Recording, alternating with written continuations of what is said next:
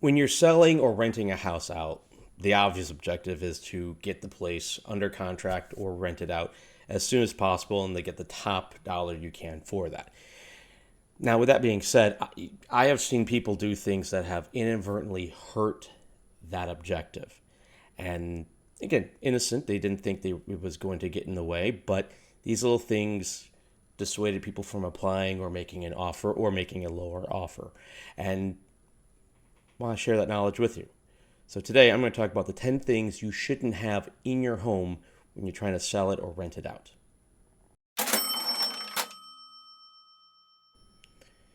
In my 12 years of helping people sell their homes, find tenants, or also in the case of buying a home or finding a place to rent, I see little things that have prevented a transaction from happening. And like I said, it could have been an innocent thing or something that you just didn't think would be a big deal, but it threw off the vision. And I want to go over those items with you. Now, on the first one, I tell sellers and landlords to remove pictures and anything that has names of family members in the house. And there are two main reasons. When people see photos, they're envisioning you in the house. They're not envisioning their family in the house. And again, you might be proud of your kids' baseball records. You might be proud of what your daughter has done. Great family photo, some holiday trips. Nothing wrong with having that on display typically, but when they see the vacation photos or they see the stuff that's on the refrigerator, they're not picturing themselves. They picture you in the property. And when they can't see themselves living in the property, they don't connect to it. And times they just won't make an offer or they won't make an application because they don't picture themselves in the property. Now, another reason I also don't like having names, I also recommend you have anything with names, is more of a security method. Again, almost everybody looking at the property is looking to buy or rent, but you never know when someone might be trying to get some information to commit fraud. So things with names, I just recommend taking those down. Same thing with images, just put them away. You want people to picture themselves in the house, not you. The second item on the list would be cameras, surveillance cameras, or recording devices. I understand you have them in there for security purposes, but in some states, you can't have the showing unless they're notified. Again, check with your local realtor about that one. But also, I have found when people see like a security camera, they feel like they have to behave a certain way and they can't just start picturing themselves in the house. I understand you have the cameras in there. If you do want to keep the cameras in there, though, let them know it's just for security purposes. We're not going to we're not going to watch you do what you do. If you're deciding to do a dance in the living room, if you burp or sneeze, we're not going to take note about that. Just be yourself and look at the property. Now, before I go into the third part, I do need to apologize to you. I'm being rude. I didn't introduce myself. My name is Will Bowers. I'm a licensed realtor with Allison James Estates and Homes, and I've been doing this for 12 years. I'm in the Washington, D.C. area in Northern Virginia, but this information I'm giving you can use anywhere, whether it's New York, Miami, Houston, Van Buren County, Michigan, Butte, Montana, Los Angeles, Bedford, Oregon, or even Virgin Islands, Guam. You get the idea. Anywhere you could use this to help you with your selling or renting a home out. Now, the third item on the list is, there are two reasons for this as well. Remove anything of value. And when I mean jewelry, gaming systems, expensive artwork. And the reason for this is, and with my staging, I prefer to keep it simple. Can I get an idea what it would look like if you could put your dinette set, your bed, your gaming, your your desk, things of that. Whereas if you have flashy artwork, you have your jewelry on display, you have items like that, it distracts people. And again, you should be proud of what you have, but you, like for example, you go into a room that someone uses as their game room, and you have pictures of various Nintendo games. I'm starting a collection of video game pictures, to put on my wall. Mario, Zelda, the various games, and it distracts you from the room itself. And if you look out the window, there could be an absolutely amazing view, but you've got all this artwork that just overwhelms you. Same thing with the jewelry. You want to keep it. You want to focus. You want the room to be the focus. The other reason too, I recommend also hiding the valuables and the electronics, especially with the Switch 2 coming out. I haven't had this issue happen, but I've read stories and I've heard talk to other agents where homes have been targeted, and pictures, games, jewelry, electronics, they've been taken. So it's like I said, there are two reasons why I would say remove these from the room or hide them. Now, the fourth item on the list is a little bit more towards the security side of things, but can also take away from people envisioning themselves in the property. I recommend hiding any medication, and then also hiding any personal documents. Part of it with the medication, especially if it's a controlled substance, you don't want to risk the chances of someone taking it. But also, you don't want somebody knowing about your personal business. And sometimes people will see the medication and just start getting more fixated about, why are you on these pills? And then they just lose track. And the same thing with the personal documents. Seen a situation where the sellers had their divorce documents out, and people who were looking at the house thought, well, maybe we can get a better deal on the property because the seller has to sell. They need the funds for a divorce settlement. So all of a sudden, the seller inadvertently put themselves in a place of disadvantage. So you want to hide that information, but also you don't want people in your own personal information, and they start seeing documents and they start they don't pay attention to the home itself. They start fixating on the documentation.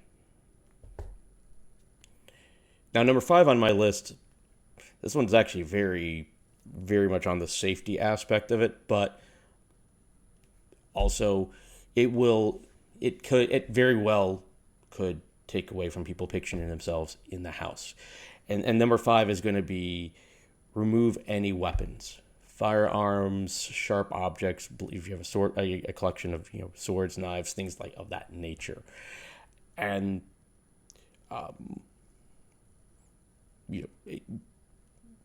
people see a gun, people see a weapon of some sort, and they might either freak out or they might just think cool, and they focus on that, and then they lose all attention to the property itself.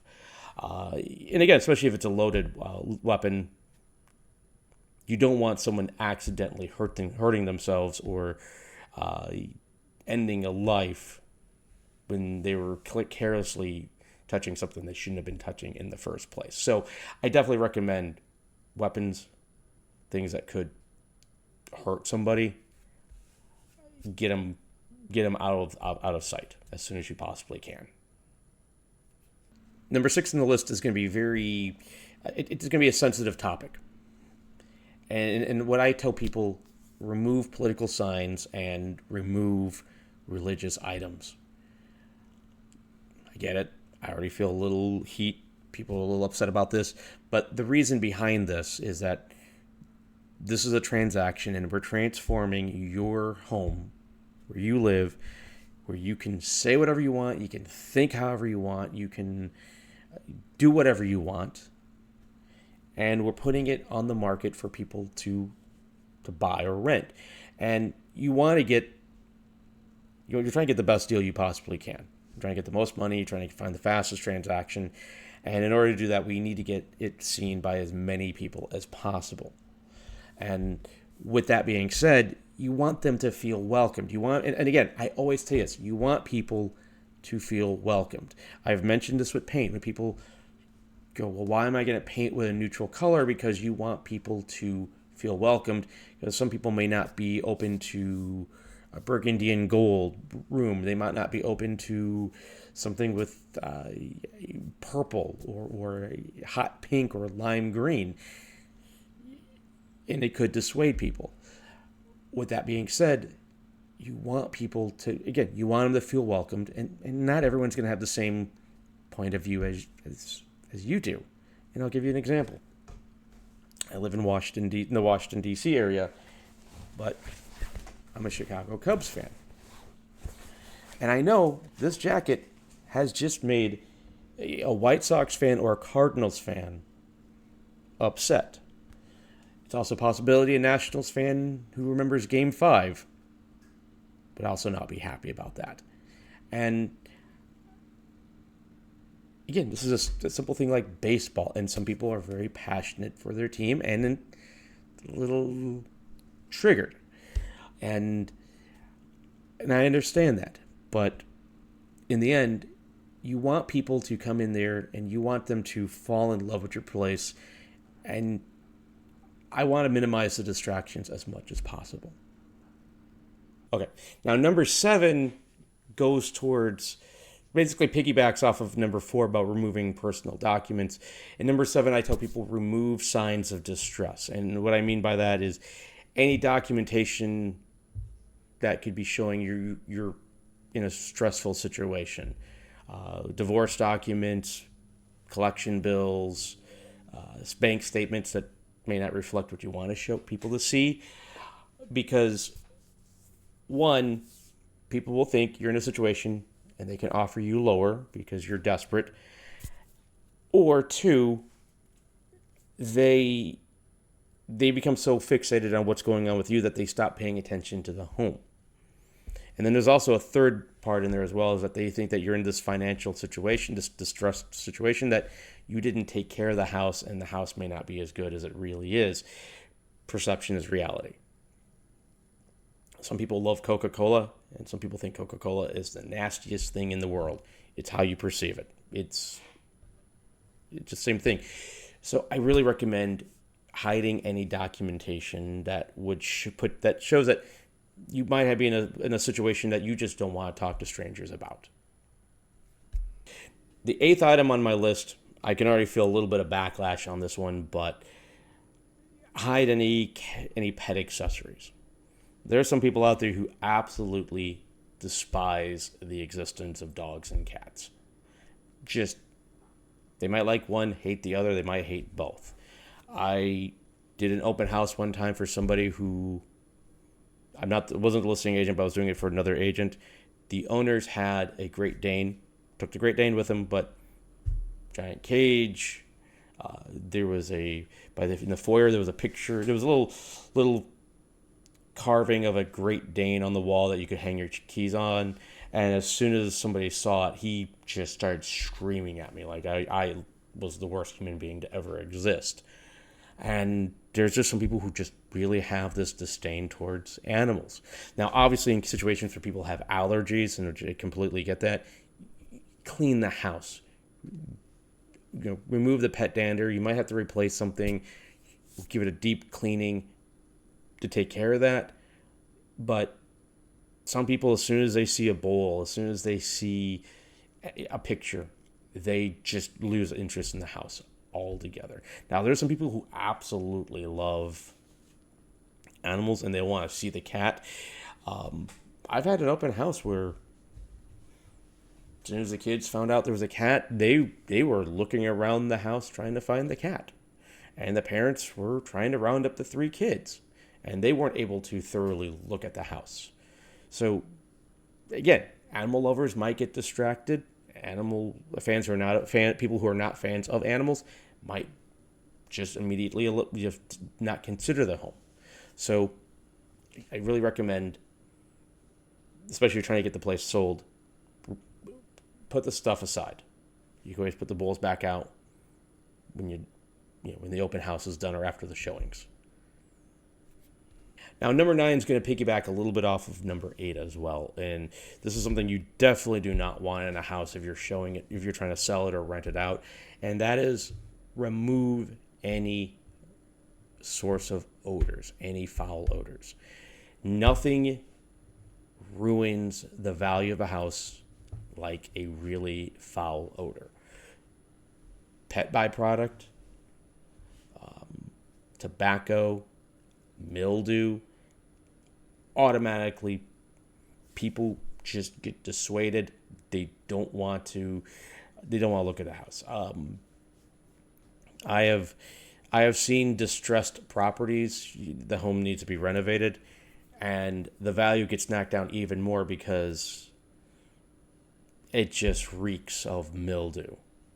And obviously the source has to be fixed. But I've even seen a situation where there was no water retention issue, but because there was no water in the property, people were using the toilet and the bathroom just had a really god awful smell to it. And it just immediately brought the value down. So fix the source of the leak, repaint, take care of the flooring, do whatever you have to remove the odor, because animal byproduct, tobacco, mildew, that's just going to knock down the value. People aren't going to be willing to pay top dollar if it smells like an ashtray or dirty sock or a overused litter box. Now the 10th one is going to be a little bit more of a, well, you do know water's wet type of moment, but complete any unfinished projects or disclose what's going to happen with them. And the reason I say this is that if people see an unfinished project, they assume that there's a problem with the property, and they feel that they will have to offer less, or they might not make an offer at all. An example of how this crisis was averted in the situation was, I helped someone buy a home that during the winter there was a pipe leak that damaged the flooring in the bedroom in the basement. So when we came by, the flooring had been removed. They disclosed to us about this, and they told us that the flooring had been purchased and that the contractor was going to come back the following Monday to start putting in the new flooring. This actually got my client engaged, realizing, okay, someone's actually taking care of the property as opposed to somebody letting the property fall apart. It's the same thing. In another scenario where I helped a landlord 10 years ago, he was redoing his kitchen, and so there was just equipment, sawdust. Kitchen was just being completely redone. We put it on the market to see if we could find somebody who could move in shortly after the work was done, and we disclosed this to everybody who wanted to take a look at it, and the overwhelming majority of the people who came in were intrigued because they realized this was an owner who's actually taking care of the property. Now, some people just didn't even want to see the property when they heard about it, but disclosing it or having the work done definitely encourages people to make a stronger offer or to apply. So any unfinished projects, I definitely recommend either finishing them or disclosing what the plans are for them. Now, I do want to mention there is an unofficial 11th item on the list, and that one would be a little bit more of remove anything that would be embarrassing. Something you wouldn't want your mother seeing. Come across a few items where few items that were left out where people enjoyed some herbal medication, or some items that were involved with self-love. We'll leave it at that. And that changed the vibe, it changed into a more humorous. situation, and the place looked great, but that just kind of set a comedic tone where people weren't as engaging in the property. They were more fixated on creating a comedy pyramid with what we just saw. Also, clean the bathroom. There's been a few situations where, let's just say, Jackson Pollock in brown was on display in a certain throne. Those type of embarrassing moments, take care of that. Just, it would be a little bit better, but it would help enhance your chances of finding a buyer or a tenant. But thank you for letting me go over this. Please, in the comment section, tell me what other videos you'd love for me to talk about, what other topics you'd love for me to talk about. Like this video. Please subscribe. It definitely helps my ego. But thank you again for watching, and I'll see you in the next video.